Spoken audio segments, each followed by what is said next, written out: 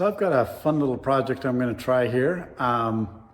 You've seen this truck before in my other videos. It's a 66 Ford on a 92 Dodge 3/4 ton with a Cummins engine. With that, it's on that frame with that engine and everything associated with it. But I'm also trying to do some other fun little projects with it. Right now I'm in the middle of a relatively big project, which is rebuilding the front end. And there's lots of YouTube videos on that, so I didn't do any of that. I'm in the process right now. As you can see, the parts on the floor are out. They've been cleaned, painted up, and I'm about ready to start putting all of the new stuff in there. But I've got another idea for the truck that I'm going to share with you. So, this truck, eventually it will be painted, but it's still going to look like an old truck.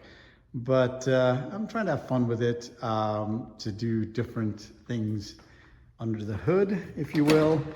One of the things that I've done is I've put some really nice seats in. These are from a Cadillac CTS-V. They are flat on the bottom, so they're pretty easy to install anywhere. I'd have to make up some brackets for it, but pretty straightforward. They're fully powered. Eventually I will replace the floors, put carpeting, and cover up all these wires, but they're heated, they're power, all that type of stuff. But I've been thinking that this old AM head unit is super cool. I'd love to leave it in here and actually have a ability to control my phone and have the sound come through the phone or be controlled by the phone. And I could mount the phone somewhere here if I'm doing Google Maps or something like that. But I think I found a way to do that and be able to use like the knob here to turn it on and off and control the volume and let it be Bluetooth. So let me show you what I'm thinking about. So I found this little amplifier. I bought it on eBay for about 20 bucks. I'll show you what it is here. So it's pretty much an open board, small 12 volt or up to, I think, 24 volt powered amplifier. There are a few different types. If you look on eBay and on the internet, you'll find a few different types out there. I'll tell you why I picked this one. I guess I better. Here's all my manual for the suspension project. Okay, it's got lots of little parts in it. So the one that I picked is this ZK-1002. The specs say that it's 100 watts. It probably isn't, times 2. There's a ZK-1002L, and that is what they call a local product, meaning instead of having this, in theory, under the heatsink, has a Texas Instrument chip. Not sure that it actually does, but they say it does. And the other one, the L, has like a local, I guess, Chinese-made chip that doesn't have the same protections on it, but also the same resolution. So anyway, that's the one that I picked up. And it goes together like this. This goes on top. I'll mount it all and I'll show you how it all mounts. But here's why I like it. First of all, it comes Bluetooth. First of all, it's powered by 12 volts. So you just run 12, I guess, it says 5 to 27 volts through there. So wired up to 12 volts in the car, it should work. It's Bluetooth, so I can go Bluetooth directly from the phone. But what really sold me on it is the way this is set up. So there is the only thing in the front is this knob here.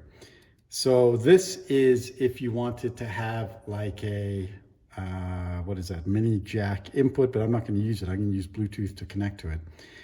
But the idea that I have is to mount this behind where that front part of the head unit is, and then connect this to the volume knob on the original stereo, and really what's behind it is this unit. So before I get too excited, get much further, I'm going to put this together and actually connect it up to 12 volts on the battery. I've got a couple of extra speakers lying around that I'm going to hook up to it just to see what it sounds like. So give me a few minutes to do that and I'll bring you back.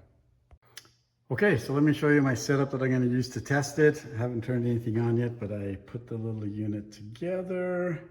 It's got the knob on the front wired it up to the back. It's 2-channel, so it's got left and right. Wired it up to these speakers.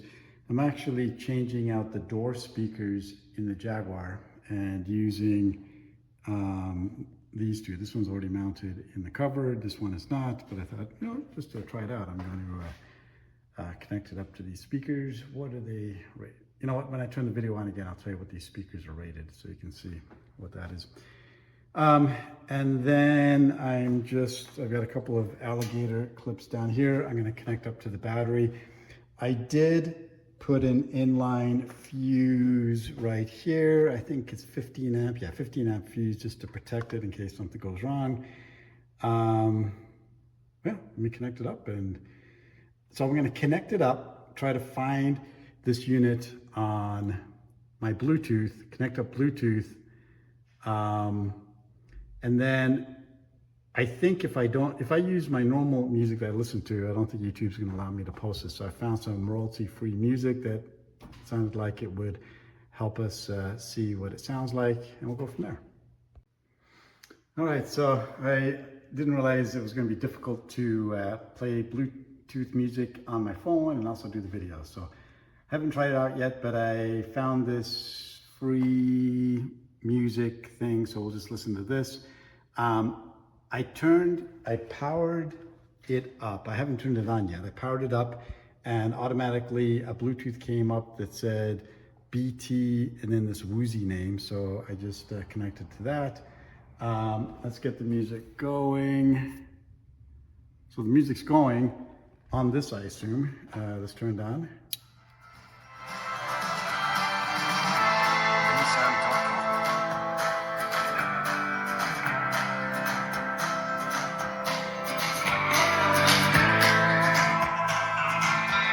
Not bad.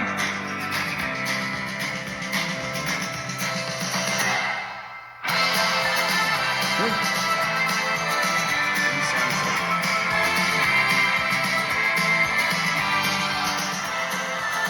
Well, you can hear I'm trying to speak over it.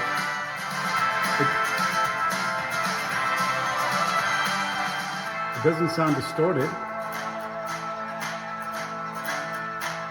Here's the specs on the speaker, by the way, in case you care. So that's what I've got on the speakers.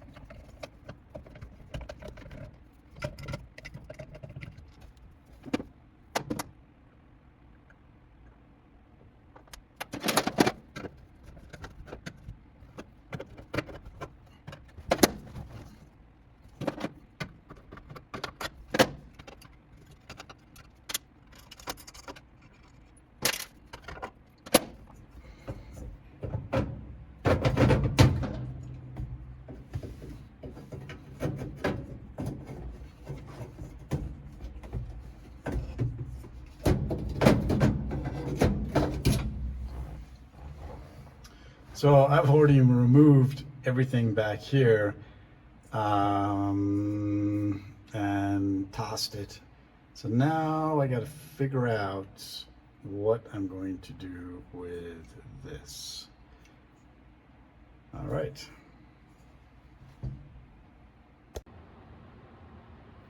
So nothing's ever as easy as it seems, but this, I don't know, this looks like it might not be too bad. Let's try to get this off.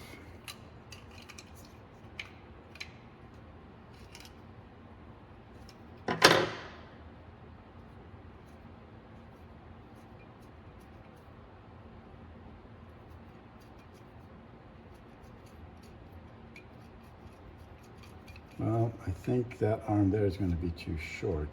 But it definitely wasn't going to be super simple. That would be too much to ask. So, this, somehow, what we need to do is, got to come up with a way of mounting this through here, okay? So let me do some thinking on the best way to do that.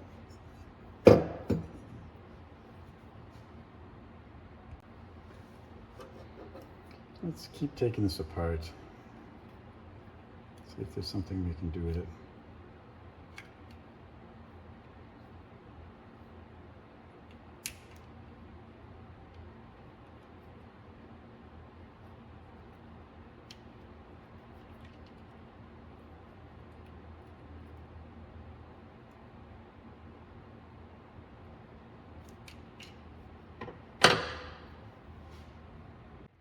This little nut here is really stubborn, won't come off. And I think it's because this area here has been lifted up to stop it from turning off. So we'll just tap it down. At this point, I'm not trying to recover anything from this volume control rheostat than the shaft. And I'd like the shaft to be in good condition with all its threads intact. I can try to reuse it.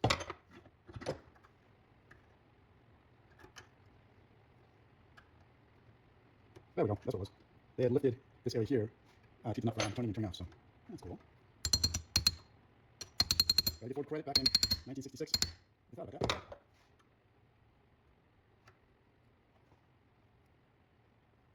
I'm trying. The whole thing is rotating. You try to get a socket on there.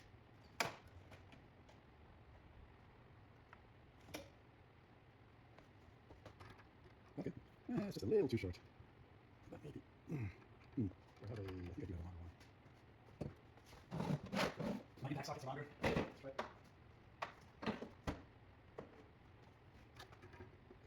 All right, that's good. Well, something's turning. It's probably the whole assembly at this point.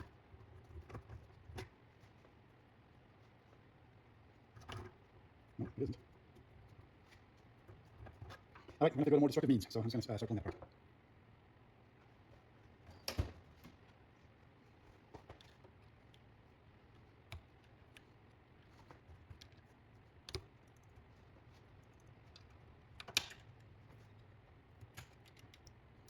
There we go. Nice.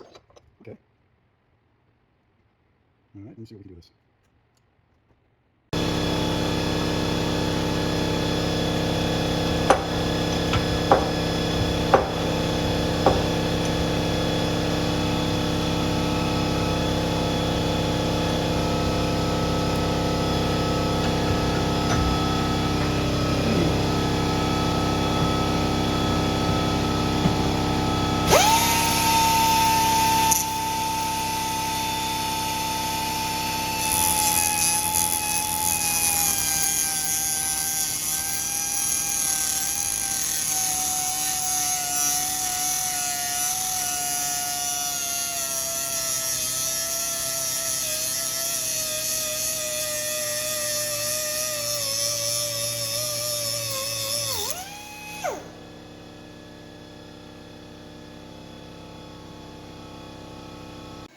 All right, so this is what I got so far.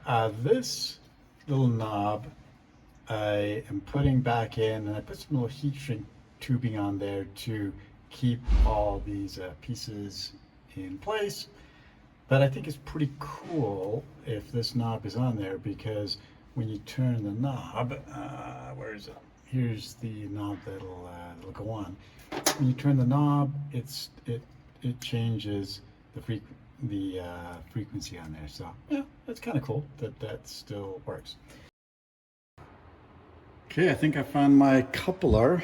I just tried a lot of different things, and I had this windshield washer tubing here. It's a tight fit on this side, but then this piece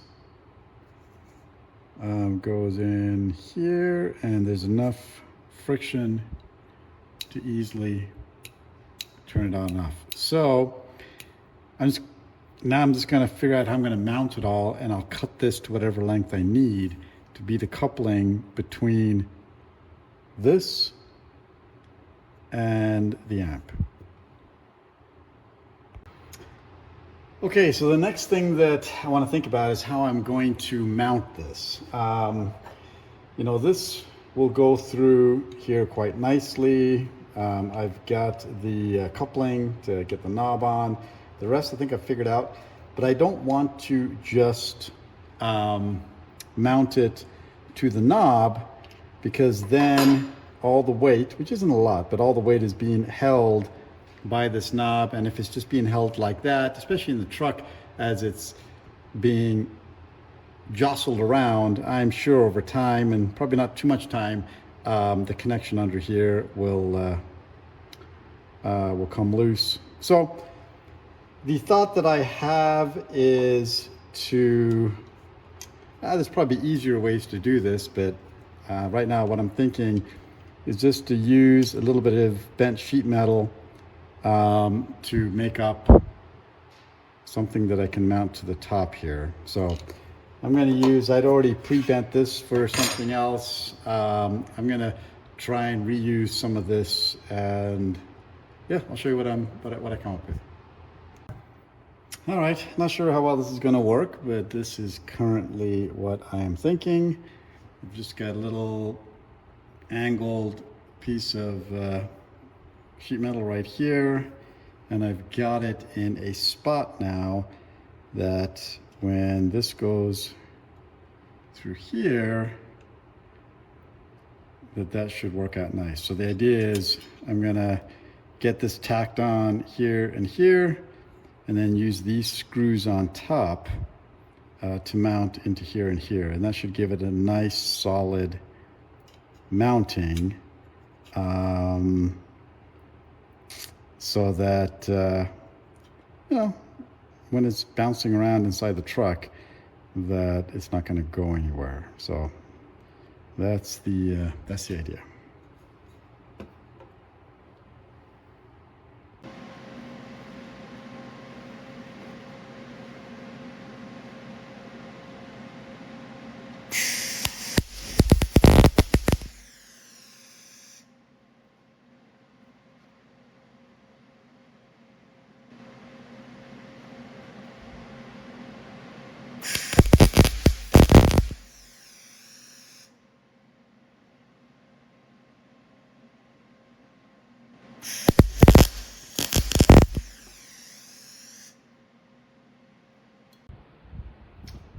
Well, it's not necessary to have good welds if you've got a grinder, and I wouldn't really do this, except that I'd like the front of this face right here to be flat, because it goes on the inside and will mount nicer if it's flat. So I do want to grind these flat right here. You know, while I'm at it, I might make it look just a little bit nicer. This is certainly as strong as it'll ever need to be. So yeah, just not necessary to do this really, but why not?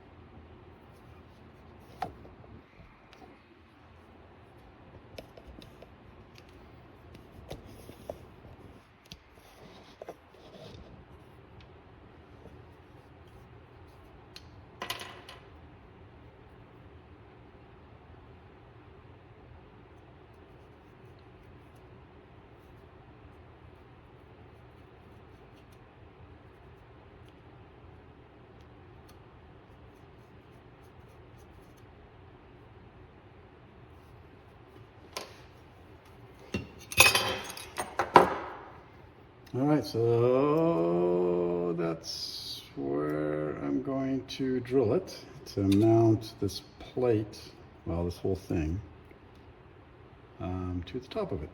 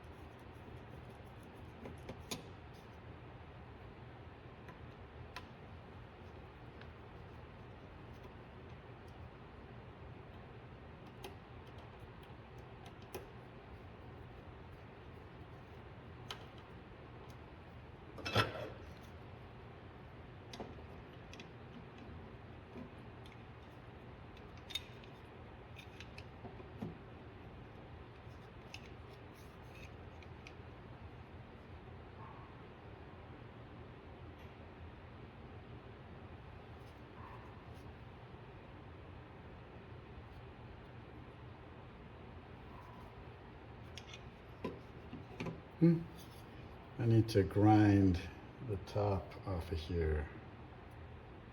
All right.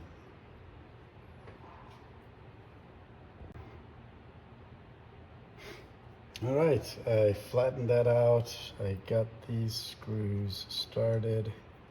So I should be able to just tighten it down now.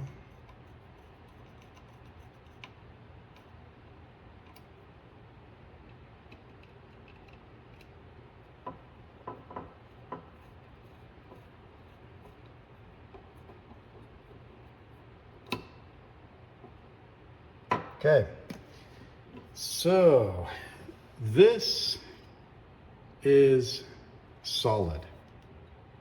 Yeah, so now I get to mount this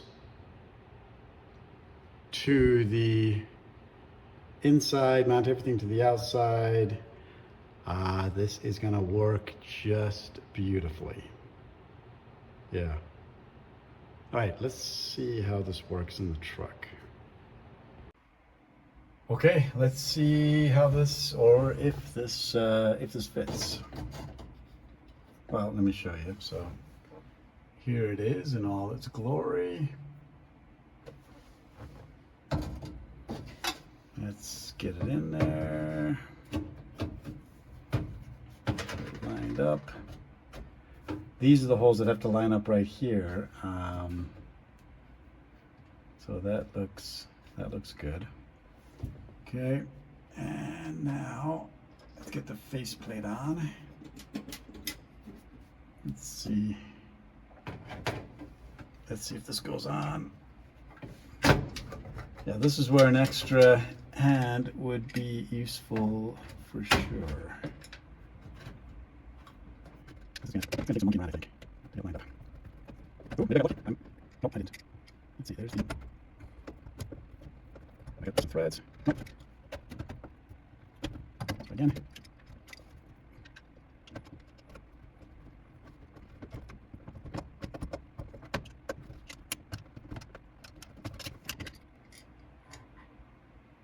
Okay, I'm gonna monkey around with this for a little bit, but it definitely should work because all the holes are all lining up. It's just gonna take me figuring out how to hold everything in place while I am screwing it in.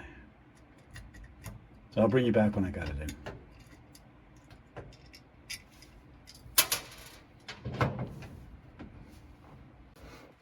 All right, it's mounted in there. So now I've got to figure out how I'm going to get all these pieces on. So, I mean, the idea that I had was to cut a piece of this, put it over here, put the other end on this rod that'll come through here. And then we'll mount this on like this, and that should be good to go. I think that's going to work. I don't know. I guess we will find out. I'm a little worried about how close this knob is here. I might not have enough space to put everything in, but you know, worst case, what I might have to do is only have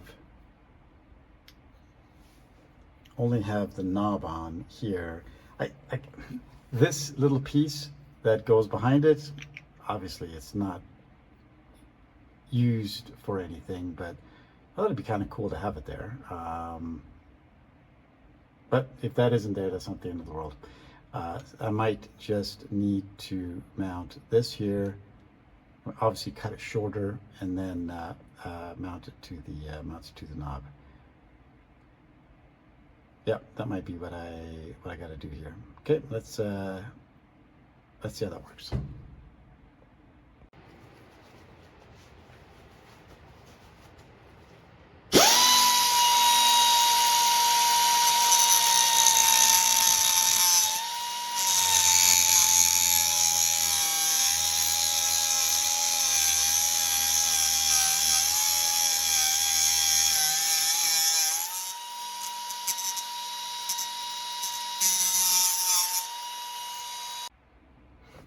Okay, so I put a piece of this windshield washer hose on the end of the knob here. It's kind of nice, it's holding it in place, so it'll make it easier, I think, for me to get the front piece on. So let's try.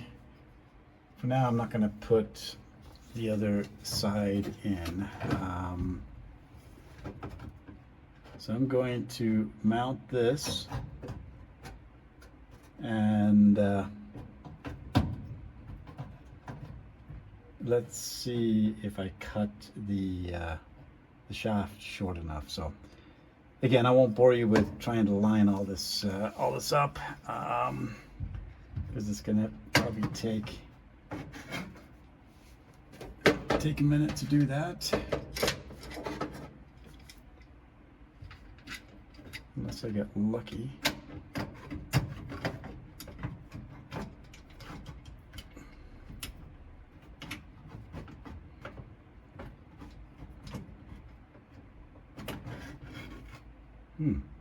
Maybe I got lucky.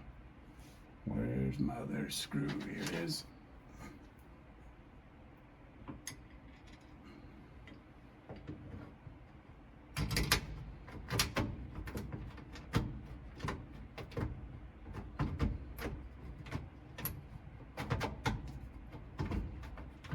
Yeah, I don't have anything anchoring this side. Oh, but I think I'm in. Well, maybe. Yep, that's in. Okay. And then, yep, that's in as well. Okay, we'll keep it loose for now. So the idea is to take my shortened shaft, if I can find it here. Here it is. So here's the piece that I just shortened. We'll get it in there and then mount it in our tube.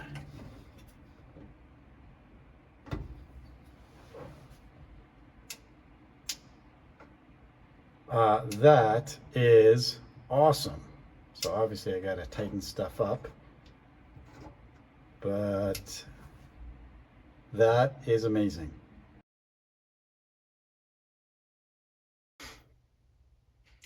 So I've got it all tightened up now and buttoned up, and I thought I'd show everything that I did in case you've got exactly this radio that you're working with. So yeah, it turns on nicely.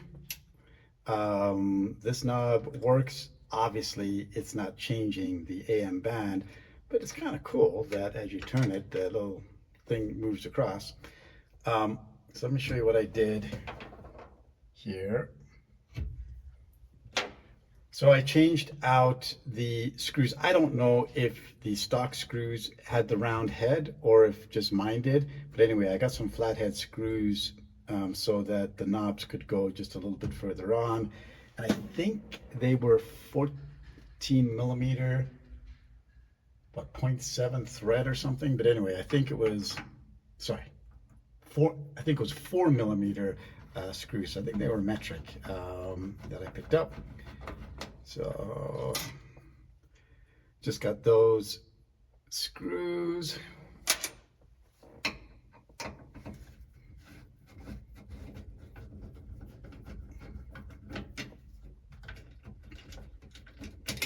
Okay, and then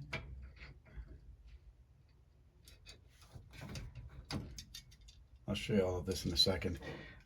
What I did here is I had a piece of threaded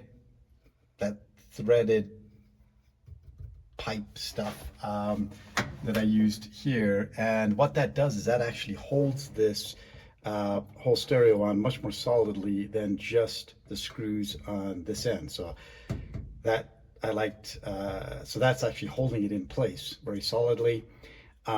This is my extension of the shaft there, so that's good. I guess I'm not going to take it out. That's really the only thing I was going to show was the fact that I'd put this in through the plate with a nut behind it, a nut in front of it, and now it's completely tightened up. And then here I just to make, this is the knob that turns the band on the front. I just monkeyed around to get the right spacing. I put a couple of washers on the front and then built it up and actually put an O-ring back here. I played around with different things just to make it feel solid so it wasn't rattling around. And then this goes in here and it worked great. So I hope you found that useful, and I hope you enjoyed it.